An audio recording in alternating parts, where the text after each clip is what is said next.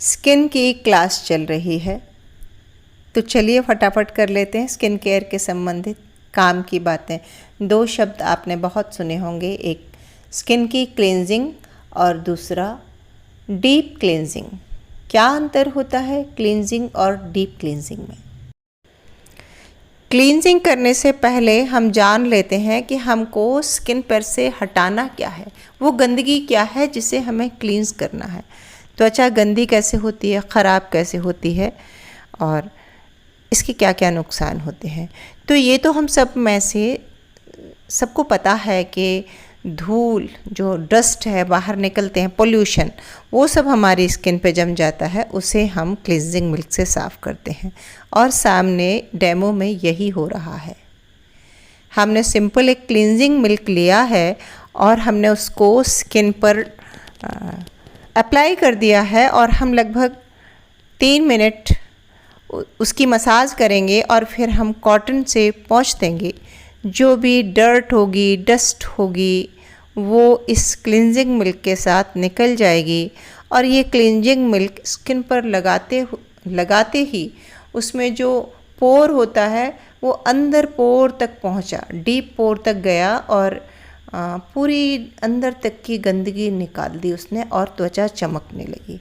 देखिए, क्लींजिंग के बाद त्वचा चमक रही है, तो फिर हमें डीप क्लींजिंग की क्यों ज़रूरत है? क्या अंतर है दोनों में?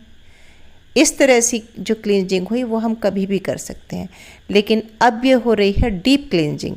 हमने सिंपल क्लींजिंग मिल्क से साफ़ करने के बाद ये हमने स्क्रब लगाया है और इस स्क्रब को भी हम बिल्कुल माइल्ड प्रेशर देकर, क्योंकि स्क्रब में ग्रेन्यूल्स होते हैं, दाने होते हैं। हालांकि आजकल ऐसे बहुत सारे स्क्रब आ गए हैं जिनमें बहुत कम दाने हैं, तो वो मसाज करने पर रैशेस नहीं लाते, लेकिन अगर ग्रेन्यूल्स ज़्यादा हैं तो आप बहुत संभल कर मसाज करें।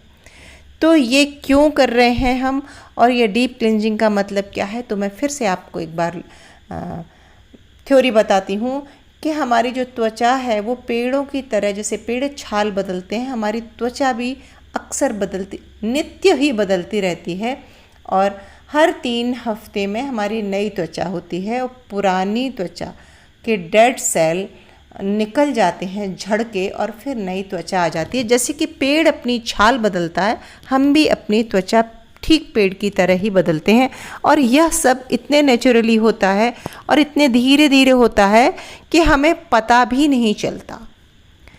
तो हम डीप क्लींजिंग के थ्रू ये डेड स्किन, जो हमारे स्किन की ऊपरी लेयर है, जो मरी हुई लेयर है, जो डैमेज्ड स्किन है, उसको हटाते हैं।